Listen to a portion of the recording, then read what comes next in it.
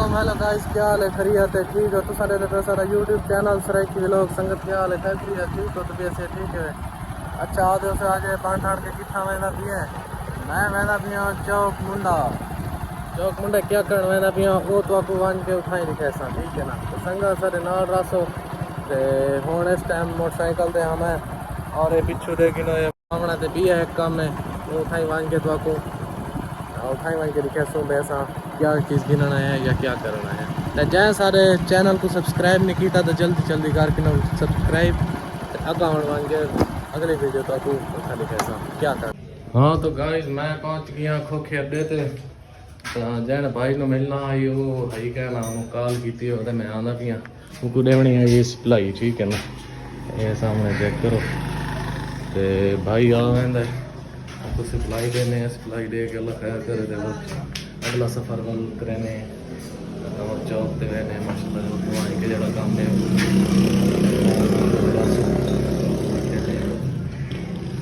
भाई आ वेंदे अपने भाई नाल भी तो मिलने। हाँ तो भाई यहाँ से ना की है तो आपको कहने आए रास्ता घंटा इंतजार की दुकान पे बहुत सही। क्या हाल है? वालेकुम सलाम। क्या हाल है? खैरियत है? ठीक है। हाँ कितना गया है सही? ये यार डंगरों को लिम्पिल निकली भाई ये बीमारी। अच्छा वो डॉक्टर आया बताएगा उन्हें वैक्सीन करवाइए। अच्छा अच्छा और खैरियत है? अल्हम्दुलिल्लाह। माँ के याद और अमानत देती बनो बड़ी मेहरबानी बड़ी और मेहरबानी। खैरियत ठीक हो? खुश रहे। ठीक है बल्ला सही चल रहे हैं जरा जल्दी के चौक। ठीक मेहरबानी।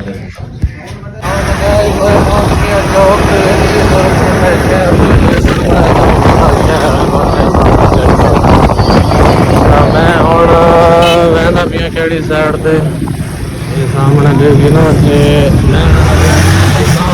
ठीक है ना संगत के को दुकान ब्रेक ले सामांगे लिखे समय दिया गया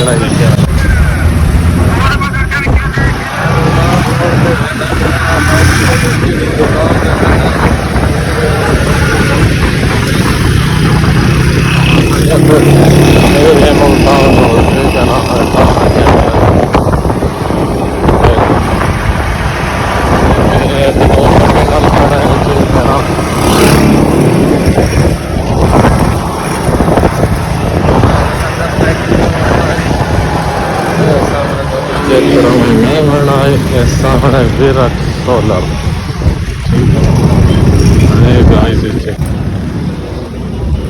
वहाँ गाइस के सामने मैं पहुँच चुका हूँ विराट सोलर पे। ठीक है बाकी तो रहना भाई वैसना। अस्सलाम वालेकुम सर जी, क्या हाल है? खैरियत है? ठीक हो? तबीयत से ठीक है जी? भाई आपस नाम भी मिलाने हैं। अस्सलाम वालेकुम सर जी। वालेकुम अस्सलाम। ठीक है जी। और आप बुजुर्ग हो? क्या हाल है? घर करिए ठीक हो? हाँ जी मैं दुकान पे पहुँच चुका हूँ, ठीक है ना। बाकी तो दुकान का विजिट करवाना है सामने पक्खे वगैरह का है, ठीक है ना। हाँ बाकी मेरा मौली यार खड़ा है उनके नाल भी फोटो ले लेना, ठीक है ना। सामने मौली यार है मेरा है। अस्सलाम वालेकुम मौली साहब, क्या हाल है? खैरियत है? ठीक हो? केड़े काम लगा पे हैं? भाईजान मैं पक्के लड्डू मैं कहंदे पक्के लड्डू आओ जी। दुकान बनाई है लिया रोड पे। अच्छा ऊपर चले सामान शिफ्ट कर रहे थे। अच्छा चला अच्छा कर ठीक है। ता संगत को पता है दूजी ना शाख जड़ी है वो चली गई है चौक आजम रोड पे, ठीक है लई रोड पे। तो बाकी ये भी यही शाख दूजी शाख उठा लई रोड पे माशाल्लाह जड़ी चीज इतना मिल सी तो उठा मुल्तान रोड अपना लई चौक आजम रोड पे भी माशाल्लाह वो मिल सी। तो संगत इन्होंने नाल गपशप करने वाल तक को हाल वाला लगी देने। हाँ तो संगत मैं जेड़े काम आया मैं तो दस देव गिणिया प्लेटा, ठीक है ना। ये सामने प्लेटा हैं तो प्लेटा की दियां अल्लाह खैर करे। ये केड़ी भला देखो दसा सनकोर लईए 20 प्लेटा जरूरत हैं वो की से हूँ वहदे पे हैं अग्गा दोहरी ते वहीं के उतना भी सामान थोड़ा जि गिनना है वो वहीं के गिनने हैं वो बाकी तो कुछ सामने नजर दिखा रहे सो क्या चीज़ है क्या गिनने क्या नहीं उतना लमने सिपलाई वो वहीं के गिनने हैं। संगत बाकी एक पक्का भी था इसे वो सामने भी है तो दिखाने ये सामने संगत ठीक हेलो तो गाइस मैं हुण बला फिरा के घर अपना आया ठीक है ना घर अपना तो बाद तो एक भाई बंदे नाल भी मिले ना आज मेरा मुलेर आ गई है मिलन वास्ते ये सामने अस्सलाम वालेकुम सरदार साहब पर छोड़ यार तक मिलन है क्या हाल है करिया ठीक हो